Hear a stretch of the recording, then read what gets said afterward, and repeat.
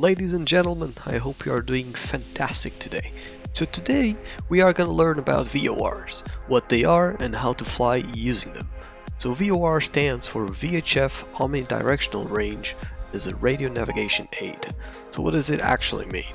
The V stands for VHF, very high frequency, which is the specific range of frequencies that the VOR transmits on. You probably heard about VHF before, from things like FM radio signals, analog TVs, stuff like that.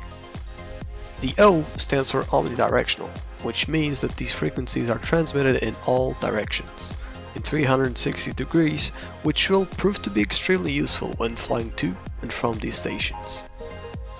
Here in skyvector.com you can easily find VORs by looking for these blue circles.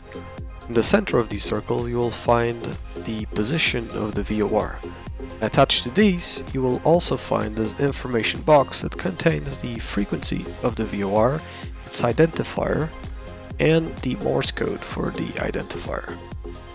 So how do these VORs actually work in terms of navigation? So basically you should picture the VOR station as a bicycle wheel. You have the center of the wheel, which is the station, and from there you have 360 spokes coming from the wheel's center. Each of these 360 spokes will be your so-called radials.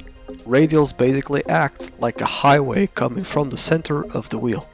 And you can track a VOR radial by either flying to the station or from the station, so either inbound or outbound. So let's get inside the simulator so we can take a look at what we mean here.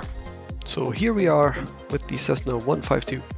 Probably the most simple aircraft to learn these basics on. On the navigation radio stacks, so this box and this box to the right, you will tune in your VOR frequencies, which in this case Nav1 is coupled directly to this instrument right here, which is the CDI. It stands for Course Deviation Indicator. As soon as you tune in your VOR frequency, and we will do that just now, and we're going to be tuning in the frequency of Shell VOR, which is located just south of our present position, you can see that the needle moved to the right, the nav light came on, and an indication that we are from the VOR also is active. In order to select which radial we want to fly on, we'll be using this little knob here. It's got the OBS knob, and it stands for Omni Bearing Selector. Now, to simplify things, we need to decide on what we want to achieve. Do we want to track a specific radial, or do we just want to fly directly to the VOR? So let's start with the simple one, directly to the VOR. So after tuning in your frequency and the CDI being active, which is right now, all you need to do is just continue turning this knob until you get your 2 indication and the needle is centered. So let's go ahead and do that. Here we go.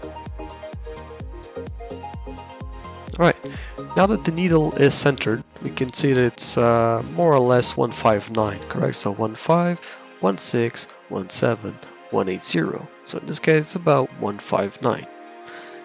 So all we need to do to fly directly to the VOR would be to fly, in theory, on heading 159. Now I say in theory because we are not taking into consideration the wind correction angles. That is a whole new chapter that we would have to dig in. Now to track a specific radial, it is easier shown than said. So we're just gonna set up the aircraft, take off and get going, and I will be right back. So here we are, just near Lagoa da Albufeira and Fonte Telha, just south of Lisbon, and we have a Shell VOR just in front of us. We are currently, north of it, and we are tuned in into its frequency 112.5, and it is actively tracking. So let's say that we want to follow its 360 radial, so we want to intercept the 360 radial. Now if I am north of it, if I by any chance put in on the CDI 180, it'll show me the 2, which means I am flying to the VOR, trying to intercept its 180 radial, which in this case, since I am north of it, it will be its 360 radial, the opposite. So I will be flying a heading of approximately 180. However, I am tracking its radial 360 to the station. As soon as I pass the station and continue flying and tracking this, I will be indeed flying the 180 radial instead of the 360 radial. So let's try and do that. I'm gonna try and center this 360 radial and fly over the special VOR, and you can see the changes happening. So here we are again, almost on top of special VOR, and we can see that because we are definitely tracking its 360 radial. However, it is now, the needle is slightly moving further and further away. If we continue like this, it will eventually just flip. The CDI will show the from indication instead of to the to, and we'll be starting to track the 180 radial instead of the 360 radial. So let's continue in doing that. Here we go. We are the 180 right now. Heading 180, 360 radial. It is completely inverting. There we go. No indication right above the VOR, and now we're tracking it from. Amazing. So right now, all we need to do is just get away from this cone of confusion. The needle is coming in, and we'll be starting to track the 180 radial. So I know it's a bit confusing to see it like this for the first time, so we're going to be taking it to the drawing board so I can explain what just happened. And here's the drawing board, aka Paint. So previously we went on SkyVector and we explained that this blue circle is basically how you find VORs, that the identifier is here, that this marks the center of the VOR. Okay, so this little circle here, the red circle, is gonna be our airplane. This is basically where we started that previous segment.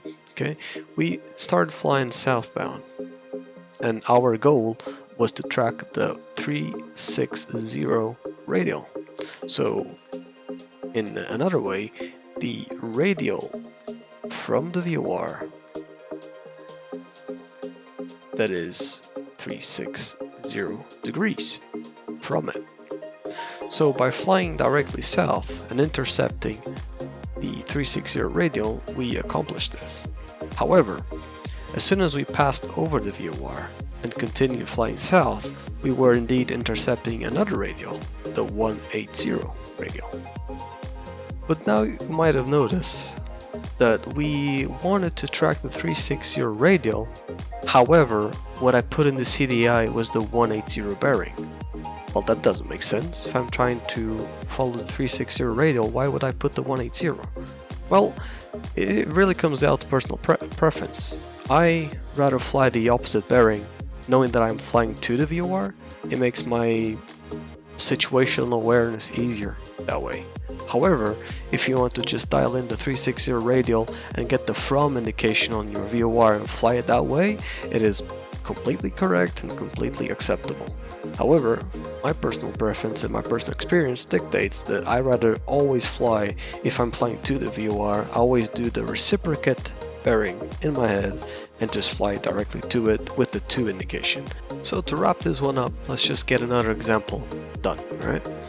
So let's pretend that we are somewhere over here to the south, and that we were told that we need to fly, or intercept in this case, radial 090 of special VOR.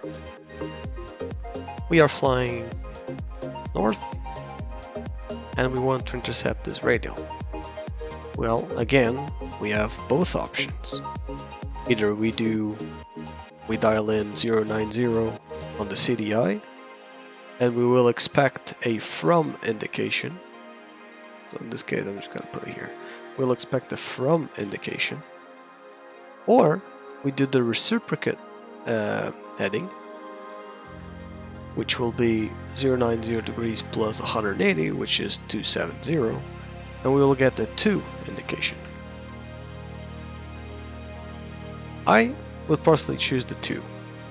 However, like I've said before, personal preference really.